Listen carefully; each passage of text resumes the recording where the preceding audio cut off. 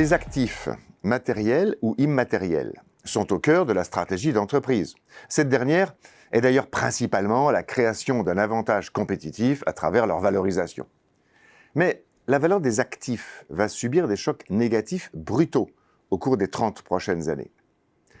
Les conséquences de la transition écologique, que l'on considère la façon de produire qui devra être plus économe en CO2, la façon de gérer la logistique, la demande des consommateurs, les variations de prix des matières premières, etc., vont entraîner des bouleversements dans la valeur des actifs. Dans toutes les industries, des actifs physiques deviennent rapidement, mais pas immédiatement, obsolètes. On prévoit leur échouage, on dit stranded assets. Les jours d'une cimenterie traditionnelle ou d'une usine de moteurs automobiles thermiques sont comptés, certes, mais en attendant, les nouveaux actifs, il faut les utiliser, les entretenir, prévoir leur remplacement. En parallèle, des actifs intangibles vont être à reconsidérer, qu'il s'agisse des brevets et licences qui peuvent devenir inutiles ou des images de marque qu'il faudra rajeunir, etc.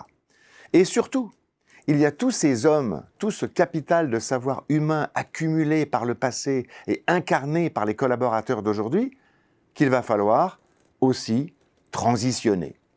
Des hard skills et des soft skills disparaissent, de nouveau apparaissent. Chaque industrie a ses enjeux.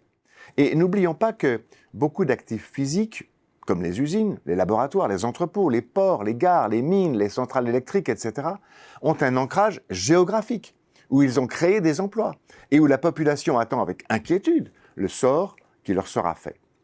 Les freins au changement sont considérables. Les décisions stratégiques voudraient être toujours rationnelles, mais les résistances et les biais sont considérables. Voyons-en 4. Tout d'abord, à travers la valeur émotionnelle donnée à ces actifs. Cela vaut pour le membre du conseil d'administration qui songe à tout ce qui a déjà été investi dans des infrastructures. Mais c'est aussi le cas de l'ingénieur ou de l'ouvrier pour qui le produit ou l'usine représente un patrimoine émotionnel conséquent.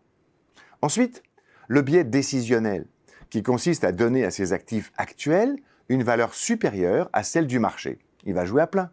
Pensez donc par analogie à la valeur de votre logement qui soudain diminue s'il est mal isolé, alors que pour vous, il est un actif important.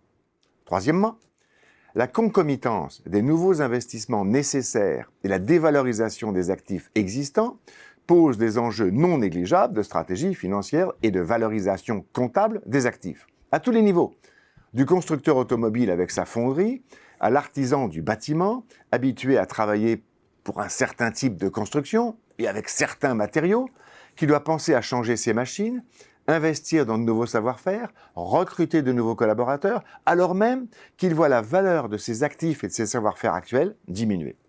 Enfin, le revenu économique attendu des nouveaux investissements, souvent coûteux, sera probablement moins élevé que les précédents. En effet, il faudra tenir compte de contraintes écologiques et environnementales, alors qu'il sera difficile d'augmenter les prix de vente. La gestion prévisionnelle des actifs échoués est donc un élément central de la planification écologique. Les gouvernements se préoccupent enfin de planification de la transition. Les entreprises doivent faire de même. Entre ces deux acteurs apparaîtront probablement des dimensions fiscales, amortissement accéléré d'actifs échoués par exemple, aide à l'investissement, etc.